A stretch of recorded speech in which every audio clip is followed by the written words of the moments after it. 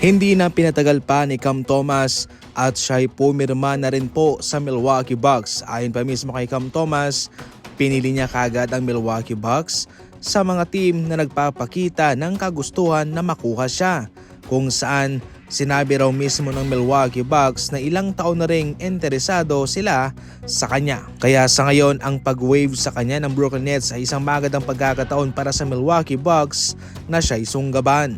Magaling si Cam Thomas mga idol, wala siyang issue.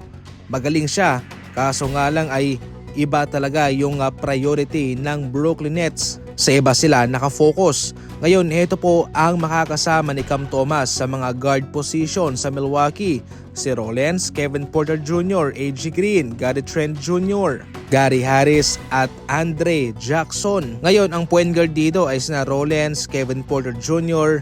at si Cam Thomas. Ngayon, bilang bagong player sa Milwaukee Bucks, ay siguradong magbibigay daan siya sa mga nandun ng mga point guard. Siyempre, kaya Rollins at kay Kevin Porter Jr. Pero kung sakaling mapapatunayan niya na kaya naman niyang higitan kung ano ang naibibigay nitong si Rollins o itong si Kevin Porter Jr., ay tsak natataasan ng Milwaukee Bucks ang kanyang minuto. Maganda rin naman to na marami silang gwardya sapagkat marami silang option at maraming mga eksperimentong magagawa sa kanilang mga tandem. Sa ngayon mga idol, na siya'y magsisimula pa lamang, understandably na siya'y magkakaroon muna ng limitadong minuto. Samantala, ito naman ang mga sasali para sa 3-point contest sa All-Star.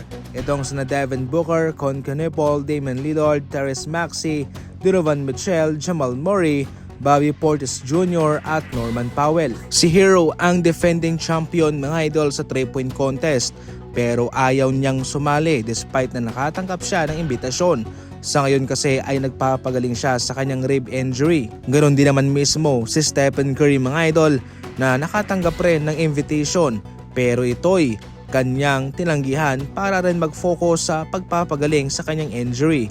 Ngayon, ang tanging nagkampiyon lang dito ay si Damian Lillard na mayroong back-to-back championship sa 3-point contest at itong si Devin Booker. Gayunpaman, heto yung mayroong pinakamainit na pangalan sa ngayon, itong si Concone Paul, kung saan siya ang pinaka-asintado sa Charlotte Hornets. Bilang isang rookie, syempre siya excited sa mga gantong contest mga idol. Sina Stephen Curry, Tyler Hero, yung ibang mga veterano ay hindi na sila interesado dyan sapagkat tapos na sila at nagkampiyon na sila, at oras naman para sa mga bagong mukha para sumali sa patimpalak na ito. Para sa mga NBA Fast Break balita, tumutok lang palagi, and as always, thank you for watching.